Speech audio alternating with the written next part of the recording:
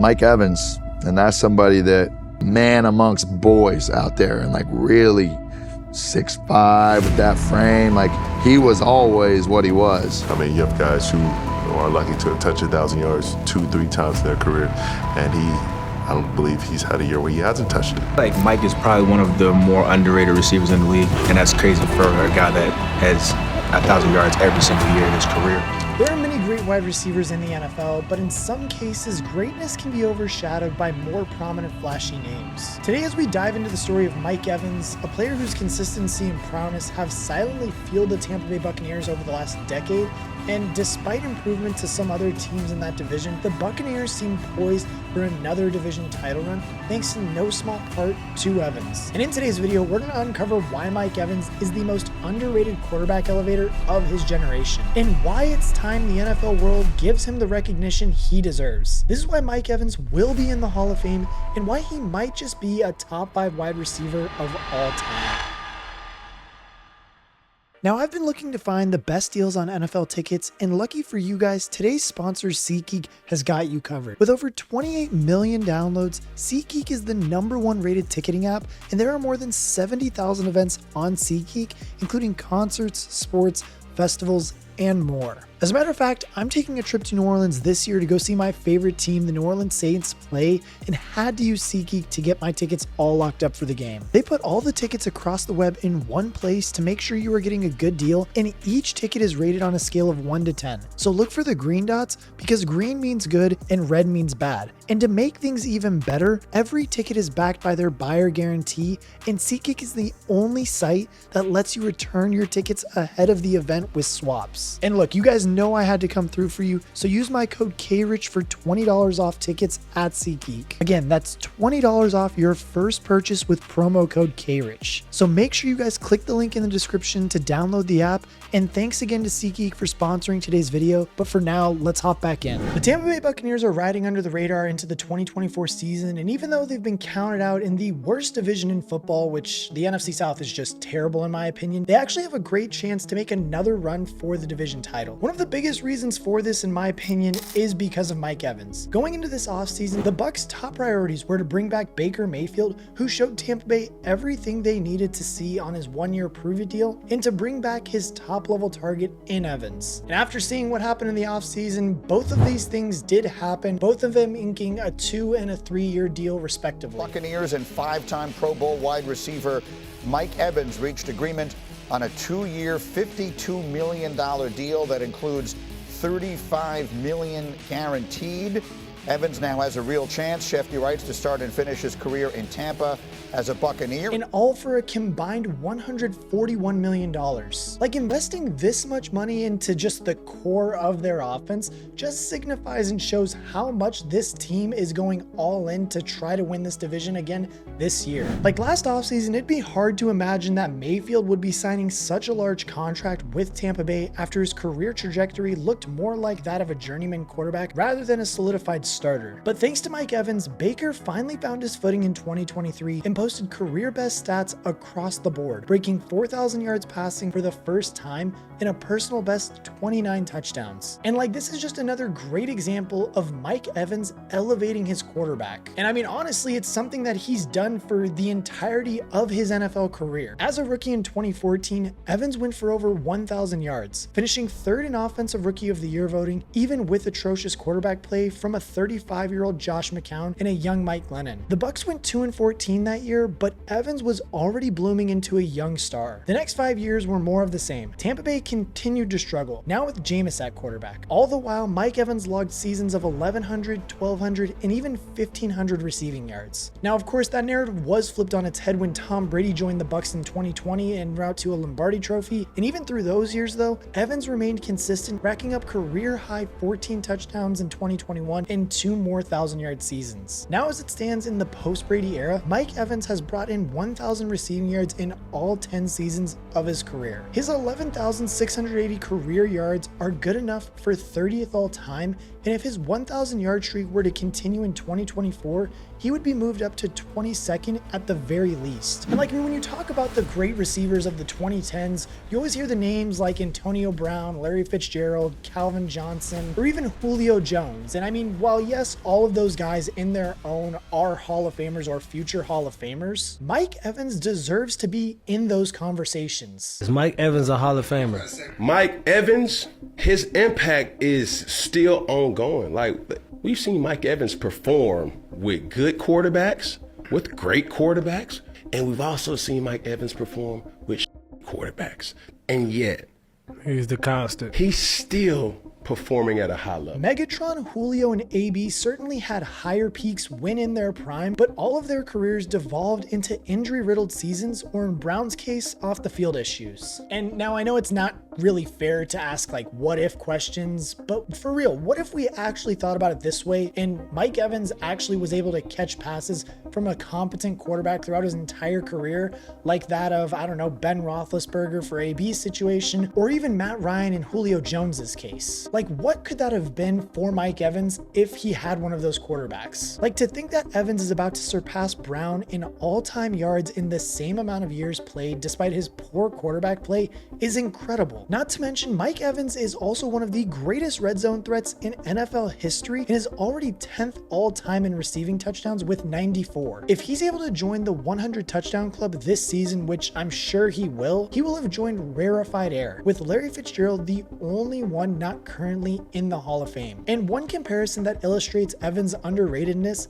is when his career stats are shown against Davante Adams, another great receiver who emerged from the 2014 draft class. From 2020 to 2022, Adams was considered the best wide receiver in football and was selected as the first team All-Pro nomination for 3 consecutive seasons. In his best yardage season over that span, Adams recorded 1,563 yards and 11 touchdowns. But in Mike Evans' 1,500-yard season, he wasn't even selected as a second-team All-Pro. Additionally, despite having career yardage and almost the exact same amount of touchdowns while playing with terrible quarterbacks 4 years, Adams is largely considered the better player for some reason. NFL executives think similarly though, and in a poll by Jeremy Fowler about the upcoming seasons, they ranked Mike Evans as the 8th best wideout in football, with Adams listed at number 5. In the article, Adams is given the excuse in production drop-off that he has played for 5 different starting quarterbacks with Las Vegas, but Evans dominated throughout rough quarterback play for years. And I think the real reason that Evans just kind of has remained a statistical marvel at this point is not because of what he just produces, but his consistency. Like, just his pure ability to stay on the field is what has helped him reach these numbers and these accolades. Like, I mean, Mike Evans is one of the modern day Iron Men of the NFL, missing just 8 games in his 154 game career. This ability has allowed him to rack up accolades as well as a 2-time All-Pro and a 5-time Pro Bowler. And like, all of this to say that just pretty much Mike Evans is heavily and just so damn underrated, and for a damn fact has a very strong case of making the Hall of Fame. Like, the 3 main things they look at for evaluating a candidate for the Hall are a period of dominance, longevity, and team success. Evans has those bases covered. His 2 All-Pro selections and his 1,500 receiving yard season are clear evidence that he was one of the most dominant receivers in football. His longevity and consistency speak for themselves, and despite years of playing for a struggling franchise, he has a Super Bowl ring. It's impossible to project how long Mike Evans will continue to play in the NFL at all, much less at his current pace, but if he were to post just a few more 1,000-yard seasons, that would put him at 8th all-time in receiving yards and potentially even top 5 in touchdowns, cementing him as one of the greatest wideouts to ever take the field. The question is though, is that doable? And sadly, the short answer is maybe. What we do know is that Baker Mayfield is going to force feed him the ball. Evans' 136 targets in 2023 were the most he's had since his 1,500-yard season in 2018. If their rapport continues to develop in 2024, Evans could actually have a statistically better year, especially with Baker behind an improved offensive line. Now, he is going to be 31 this season, but the new contract means that Evans is still motivated to play and that the Tampa Bay staff thinks he can play at a high level. And honestly, Mike Evans' style of play really suits an older receiver. He has the technical route running and a long stride that allows him to accelerate quickly, but he really wins with his physical 6'3" frame and lanky wingspan. And yes, while he may lose a step as he continues to age, he will never lose his ability to bully opposing corners at the catch point. Plus, Baker's gunslinging mentality is a perfect fit for Evans' playstyle. He really can just throw it up and let him make a play. His consistent playstyle is a big part of the reason why Evans is such an underrated fantasy player as well. Evans was the wide receiver 7 in PPR fantasy last season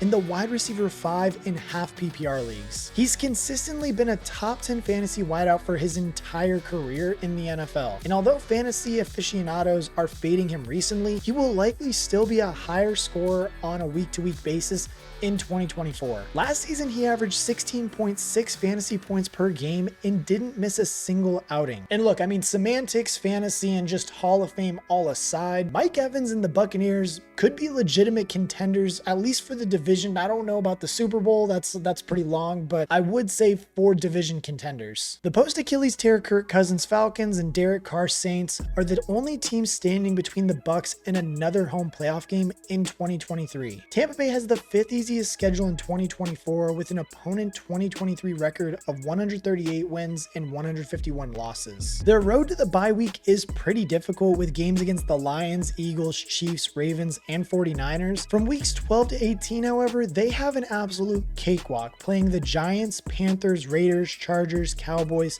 Panthers again, and just the Saints, who I expect to be one of the worst teams to close out the season. And like, I mean, look, if the Bucs can somehow manage to stay around 500 before their bye week, and especially if they can get a win or 2 off of the Falcons in that run too, they're going to be in great position to go and win the division again. And in an offseason about continuity for the Bucs, one of the biggest factors they will have to overcome is the loss of Dave Canales. Canales was the offensive coordinator in Tampa Bay in 2023 and helped to revamp the offense that wasn't very efficient in Tom Brady's last year. Of course, as we all know, he was very successful, almost having a renaissance for Baker Mayfield and just completely revitalizing his career. But in doing so, he also earned himself a head coaching role, which he took with the Panthers. So I mean, it's safe to say that his departure should be felt this year, but hopefully not too much for the Bucs. Hopefully the new OC, Liam Cohen, who was a former offensive coordinator for Kentucky and the LA Rams, will be able to sustain the offense's success from last year. As a disciple from the McVay tree, Cohen will implement the West Coast offense,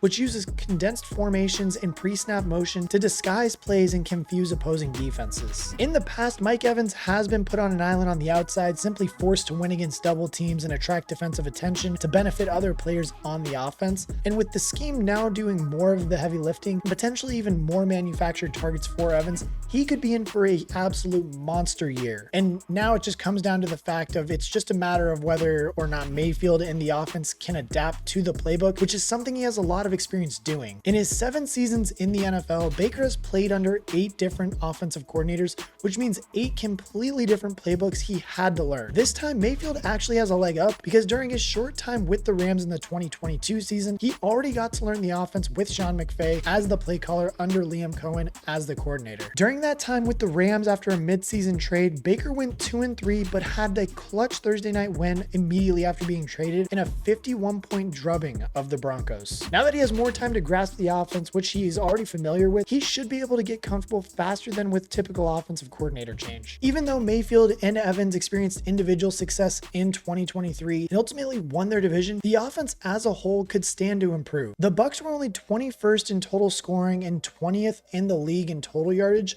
which isn't terrible, but it's not great. If the Bucs move the ball more efficiently next season, it only means more touchdown opportunities for Evans, who already led the league with 13 in 2023. So I mean, yeah, it's safe to say that Mike Evans could be in for a big year this year. But I mean, it's also safe to say that even if he wasn't able to play another down in the NFL, he probably would go down as one of the greatest players to ever play that position, while also being one of the most underrated at that position. Like, I mean, look, Mike Evans has been criminally underrated, and regardless of what happens for the remainder of his career, it's about damn time the NFL and fans around and executives finally acknowledge how good Evans truly is. If he goes for just one more 1,000-yard season, he'll tie Jerry Rice's all-time record with 11 consecutive seasons hitting that mark. Like, when a player is tying Rice's records, that's when you know they've done something truly special. Even that, and that could cement himself as a top 5 wide receiver of all time. But I want to know what you guys think. Where do you think Mike Evans ranks on this all-time leader list? And just,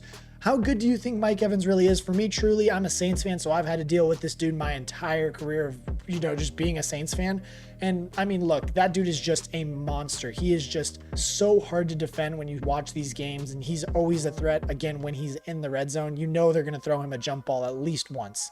But give me a record prediction for the Bucs as well. Honestly, for me, the NFC South is just terrible this year. It's either going to be the Falcons or the Bucs that win. I'm a Saints fan. I think the Saints are one of the worst teams in the NFL, but I could also be speaking out of my you-know-what. So drop down in the comments below. If you have not, also make sure you join our Discord. That's where we're doing all our fantasy leagues, all our NCAA dynasties, and all things football this year. And as always, I will catch you guys in the next one.